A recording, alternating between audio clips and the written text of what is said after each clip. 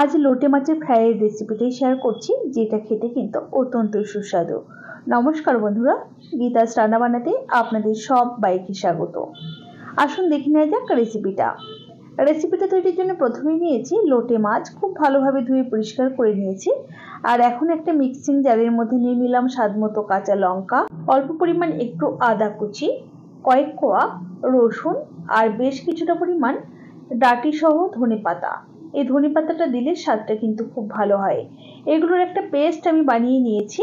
তো এই পেস্টটাই আমি প্রথমে এই যে লোটে মাছের মধ্যে দিয়ে দিলাম স্বাদ মতো লবণ, অল্প পরিমাণে একটু হলুদ গুঁড়ো, এটা অপশনাল, নাও দিতে পারো। সাথে 1 চা চামচ ভিনিগার দিয়ে দিলাম। ভিনিগারের পরিবর্তে কিন্তু লেবুর রসও দিতে পারেন। মাছটাকে ম্যারিনেট করে 10 মিনিটের জন্য রেস্টে রাখবো। এর থেকে বেশি সময় নিয়ে কিন্তু লোটে মাছ যদি রেস্টে রাখেন, তাহলে কিন্তু কখনোই আপনি ফ্রাইটা বানাতে পারবেন না। এটা কিন্তু খেয়াল রাখতে হবে।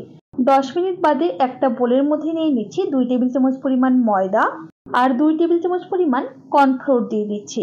চাইলে কর্নফ্লোরের পরিবর্তে কিন্তু চালের গুঁড়োরও ব্যবহার করতে পারেন। এবারে সামান্য পরিমাণ একটুখানি নুন দিয়ে দিলাম অল্প একটু গোলমরিচের গুঁড়ো। এবারে শুকনো অবস্থায় এগুলোকে মিশিয়ে নিলাম। এবারে দেখুন, আমরা যে মাছটাকে ম্যারিনেট করে রেখেছিলাম, সেই ম্যারিনেট করা মাছটাকে একটা একটা করে তুলে একটা পাত্রের মধ্যে রেখে দিলাম। আর এই যে বাদবাকি যে ম্যারিনেশনের মশলাটা ছিল, সেটাই ময়দা আর কর্নফ্লোরের মধ্যে নিয়ে অল্প অল্প করে জল দিয়ে একটা ঘন ব্যাটার আমাদের তৈরি করে নিতে হবে। কেউ চাইলে এই ব্যাটারের মধ্যে একটা ডিম ফাটিয়ে অবশ্যই দিতে পারেন। দেখুন, ব্যাটারটা কিন্তু এইরকম ঘনত্বের একটা ব্যাটার তৈরি করতে হবে। এবারে এই যে লোটে মাছটাকে এই ব্যাটারের মধ্যে ডুবিয়ে নিয়ে তেল গরম করে এই তেলের মধ্যে দিয়ে একে একে আমাদের এই লোটে মাছগুলোকে ভেজে নিতে হবে বা ফ্রাই করে নিতে হবে। আমি সাদা তেলে ভাজছি, কেউ চাইলে কিন্তু সর্ষের তেলেও ভাজতে পারেন।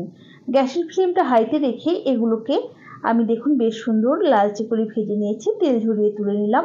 একই রকমভাবে আমি প্রথম, দ্বিতীয় এবং তৃতীয় ব্যাচের মাছগুলোকে ভেজে নিচ্ছি। যাই হোক, রেসিপি কেমন লাগলো অবশ্যই জানাবেন। ভালো লাগলে একটা লাইক করবেন আর বন্ধুদের সাথে প্রচুর প্রচুর শেয়ার করবেন।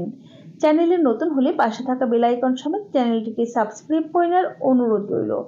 তাহলে আজ এই পর্যন্তই। সকলে ভালো থাকবেন, সুস্থ থাকবেন। হাজির হয়ে যাব নতুন কোনো রেসিপি নিয়ে। ধন্যবাদ।